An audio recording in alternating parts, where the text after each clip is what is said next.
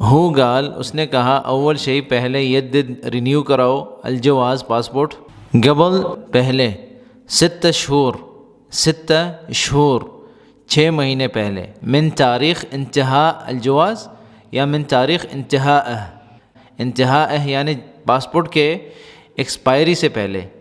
یعنی 6 مہینے پاسپورٹ میں ہوں اس سے پہلے آپ نے رینیو کروانا ہے۔ وعقب اور اس کے بعد بثبتون لگائیں گے یا لگے گا الاقامہ ویزا، یعنی اس کے بعد ویزا لگے گا۔ ہو گال اس نے کہا اول شئی پہلے یدد الجواز رینیو کرو پاسپورٹ کو قبل پہلے 6 شہور 6 مہینے من تاریخ انتہا الجواز